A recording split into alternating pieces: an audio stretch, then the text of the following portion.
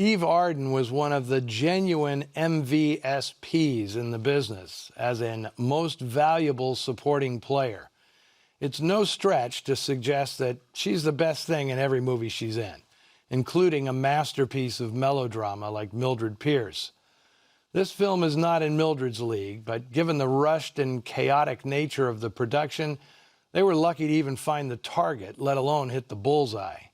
And while it drags in spots, as most films do when they reach the courtroom, The Unfaithful is remarkable for how it challenged the gender constraints of the time and made Chris and Paula fully developed and distinctive women.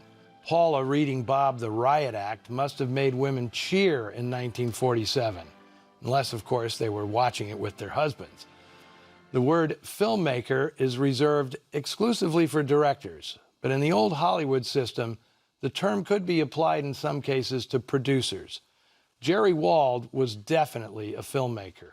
He picked the project, chose the writers, directors, and stars, and oversaw every aspect of production.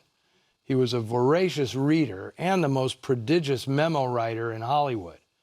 At Warner's, he was the man behind some of the best movies made by Michael Curtiz, Raoul Walsh, Delmer Daves, and Vincent Sherman. Wald's enthusiasm for the picture business was boundless, and he sincerely embarked on every project expecting it to be the greatest picture ever made. And when they fell short, he took a few seconds to dust himself off and then set about producing the next greatest picture ever made. His ambition finally got the better of him in the early 1950s when he left Warner Brothers and formed a production company with fellow writer-producer Norman Krasna. They entered a deal with Howard Hughes to make a proposed 60 pictures for RKO, which was dying under Hughes's erratic stewardship. Some decent films came out of it, but eventually the wheels came off and Wald's legendary energy began to wane. He mustered a last hurrah in 1957, producing the huge hit Peyton Place, which was nominated for 9 Academy Awards, including Best Picture. 1957 was also the year Ann Sheridan made her final film, a forgettable adventure yarn called Woman and the Hunter. She played out her career on the small screen in the soap opera Another World and the comedy series Pistols and Petticoats, before dying of lung cancer in 1967 at only 51.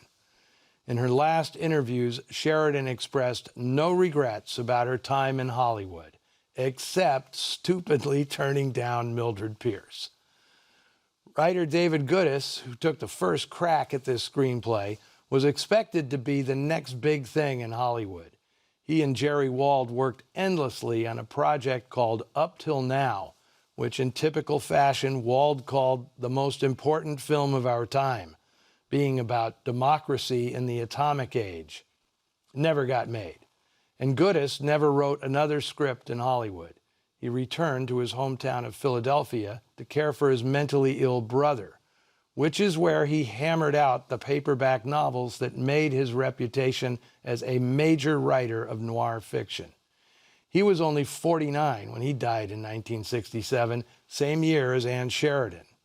His co-writer on The Unfaithful, James Gunn, who wrote the novel that was the basis of the 1947 noir Born to Kill, churned out all sorts of movie and TV scripts in the 50s and 60s, right up till his untimely death at only 46 years of age.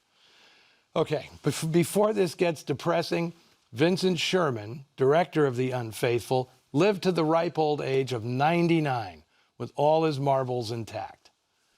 Faithful Noir Alley fans, let us know what you thought of The Unfaithful on our Facebook page and Twitter feed. Then let's reunite next week when I'll show another tale about the consequences of infidelity, the 1955 Spanish film Death of a Cyclist. Some critics call it a masterpiece of social realism. I call it 100 proof noir. Until then, see you in the shadows.